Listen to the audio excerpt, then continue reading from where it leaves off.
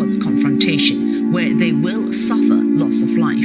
Social media is peppered with rallying calls to protest nationwide today. 5/2 is based on today's date, but does carry greater significance. It's said to be inspired by the 8888 pro-democracy uprising. And you look at live pictures now out of Dawei city in Myanmar. Dozens of people now marching along the streets. Protesters, they've been rallying for more than 2 consecutive weeks.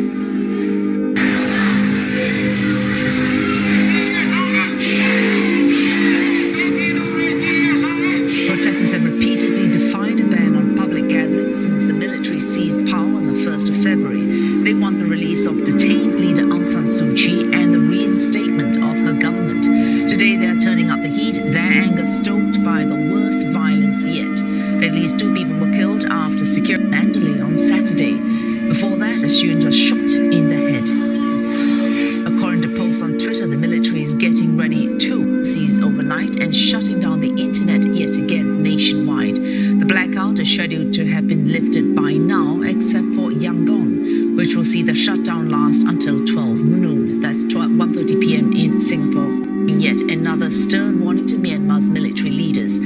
Secretary of State Antony Blinken says the US will continue to take firm action against authorities who crack down on opponents violently, and that it stands with the people of Myanmar. More on this, Leong Wai-Kit joins us with the very latest. Wai-Kit, that they might suffer loss of life today if they go out and protest. What do you read into that, and will that warning do anything to stop protesters in any way?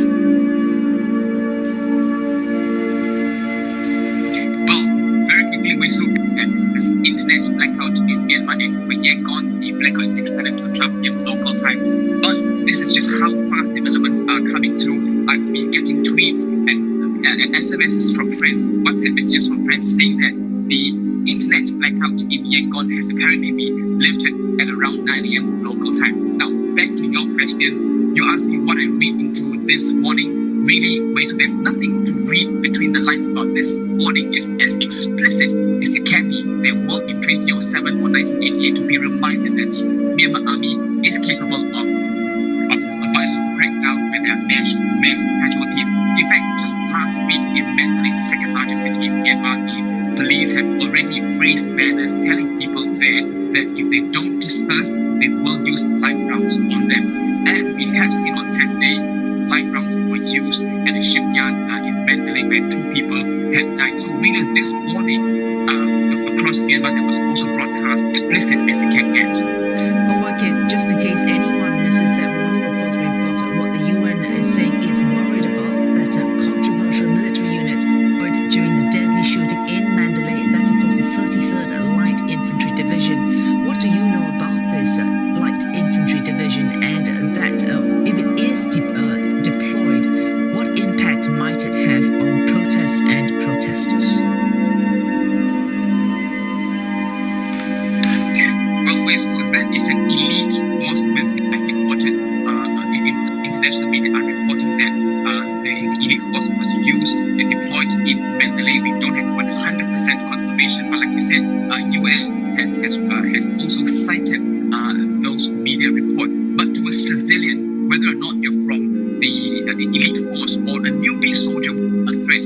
But on a diplomatic and international standpoint, and from a strategic standpoint, if the Myanmar army were to use an elite force on civilians that are unarmed, it sends a very strong signal, and it gives you an indication of the kind of tactics that the Myanmar army is going to be using on people.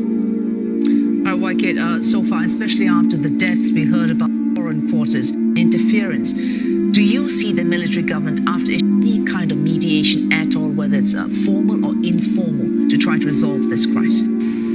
This is a really great question, Wei Su, and for me, it's getting more and more difficult to understand and make sense of what the Myanmar army's stance is and what it's saying. Because don't forget, it has openly made several statements on one issue, and then afterwards, the actions that follow are completely opposite of what they say. For instance, I mentioned last week that the Myanmar army chief had held a foreign affairs meeting in which he stressed that it's very important for Myanmar to maintain close ties with its neighbors. And then yesterday you have this statement which basically tells overseas in Yangon in foreign countries to not meddle in its foreign, previously also stressed that this, and I quote, takeover is not the same as 1988 and 1972. Observers who read between the lines will say that perhaps he means that there won't be any violence. Yesterday, we see again this warning that Yami said that there will be loss of lives if we continue to push for this movement. So meaning whether or not between